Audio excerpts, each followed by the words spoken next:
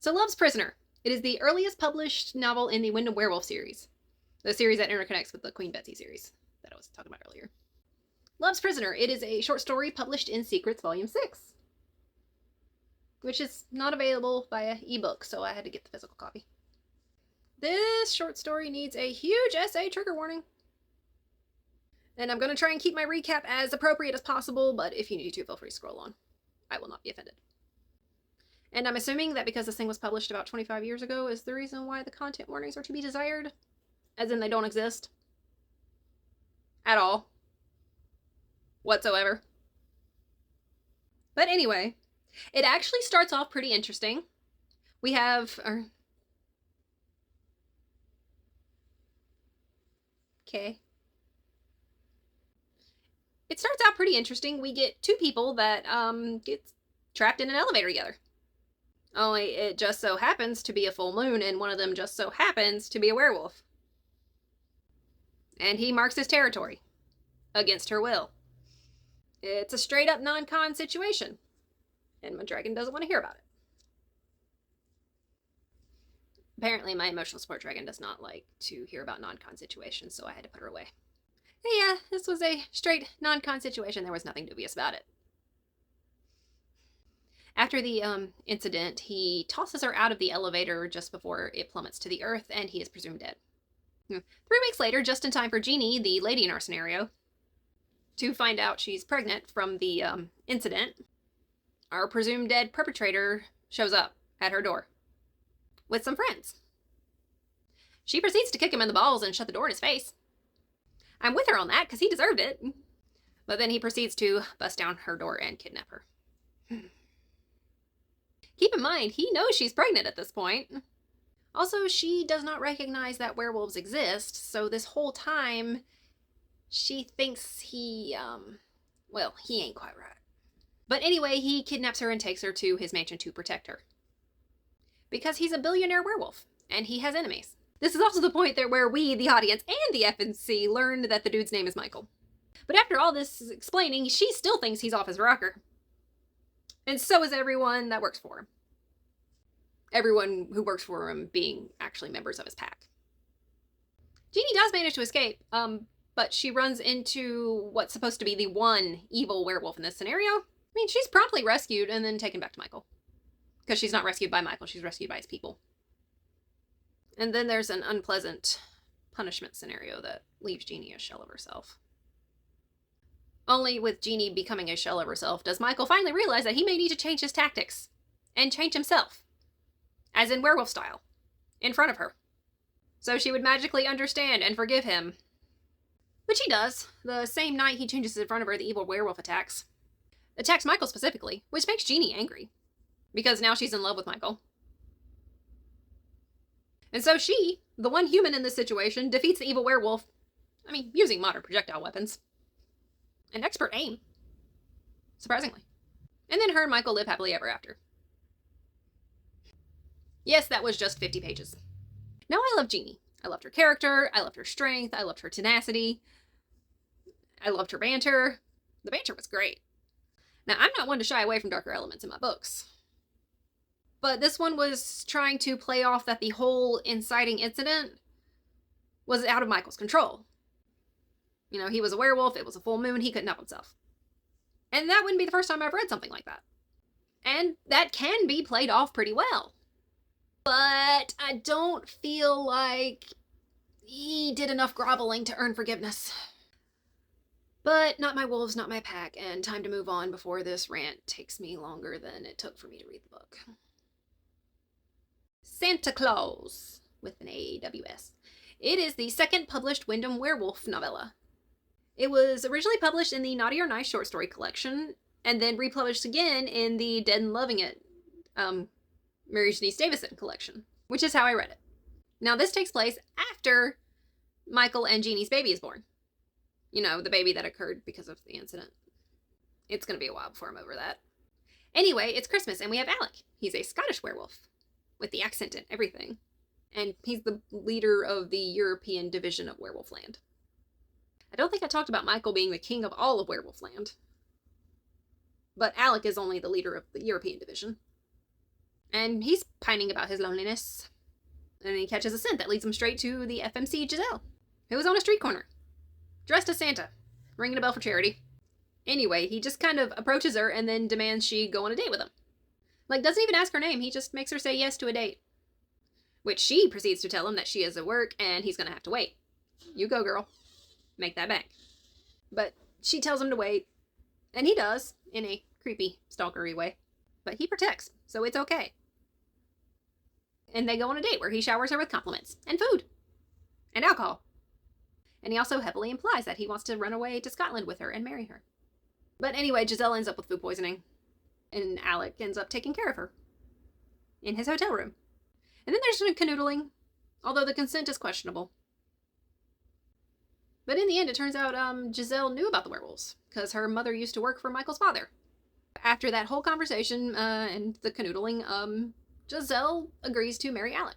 And they have a happily ever after. And I actually enjoyed this one. It was a lovely little Christmas story, even if it is just the beginning of October. Monster Love, the third published Wyndham Werewolf novella. It was originally published in Things That Go Bump in the Night 2002 anthology. Now it's available on KU, but I ended up reading it in the Dead and Loving It short story collection. And this one starts at Alec and Giselle's wedding. But this one is different because we have Janet, who is a lady werewolf. I do love a strong, independent woman. And leaving Alec and Giselle's wedding, she runs into Richard, a vampire, which is also different. Although since I've already started the vampire series, it's not that different to me. And also, neither of them knew each other's kind existed. So they meet, but Janet is not interested.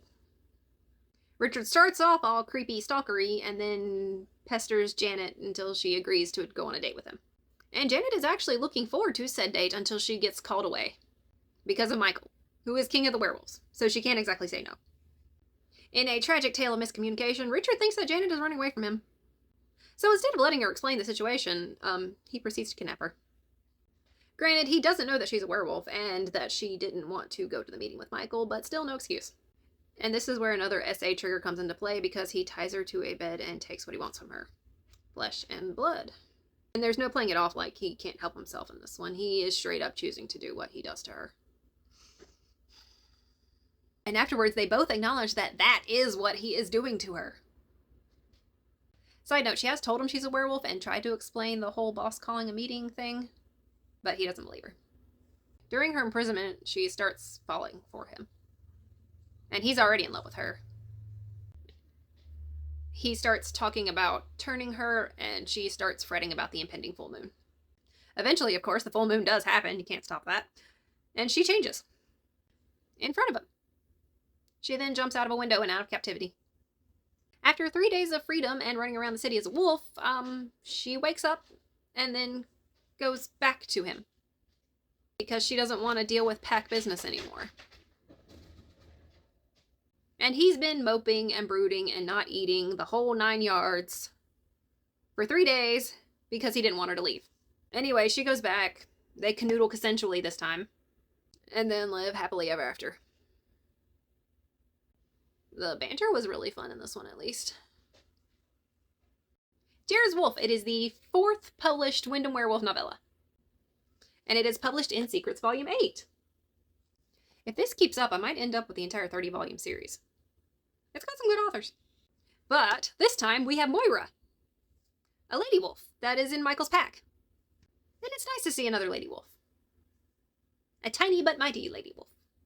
And she's pining about her loneliness when she stumbles across a human male sneaking onto Wyndham Manor grounds. She confronts, he tranks and kidnaps. What is it with all the males of all the species of this series? Enter the SA warning here, because Moira decides to seduce her kidnapper for information. Consent is dubious at best. Things don't exactly go her way. I mean, things happen, but she gets no info from him. Besides, his name is Jared, and he is after Michael, the king of the werewolves. She does manage to get him to drop her guard, and she escapes to warn Michael. But after giving Michael the warning, she goes back to Jared with the intent to seduce him for more information. She does learn that he is after the wolf that killed his sister. His investigations have led him to a werewolf named Gerald, who was the werewolf that Jeannie dealt with in the first novella. Also, he knows about werewolves, but believes that only the males can shift. Learning about all this, Moira decides to kidnap Jared to take him to Michael to discuss the situation. Because kidnapping is how we avoid miscommunication. But at least we have a lady kidnapping the dude for once. Discussing the murder issue, Michael, Jeannie, Moira, and Jared discover that there is a serial killer in their midst. And there's no possible way it's Jared because you can't do the thing from the grave. Instead, it's actually his daughter, Geraldine. So we end up with a bad guy chase that ends up with a fight between big bad wolves. Or a big bad wolf and a tiny bad wolf.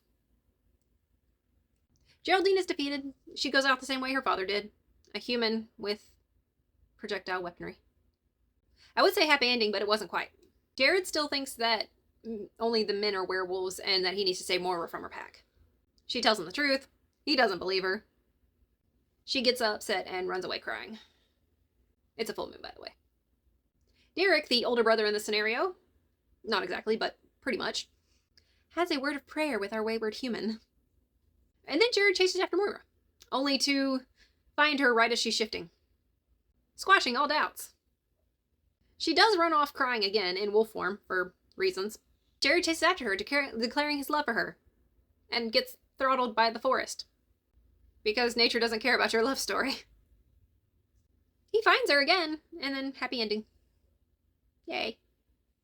I actually enjoyed this one better than the others so far because, serial killer, bad chase, can't go wrong. I'm not hard to please.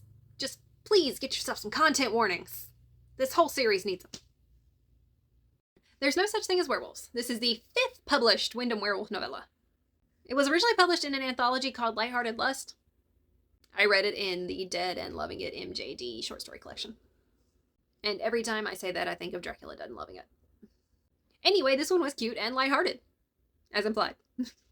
It's right after Moira gets married, so we are bouncing one right after another here. But we have Dr. Drake Dragon. Yes, that is his name.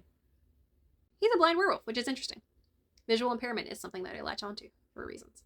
It's a full moon, and he is on his way home when he gets attacked by a group of less than savory individuals that wish to take advantage of his disability. They are unsuccessful.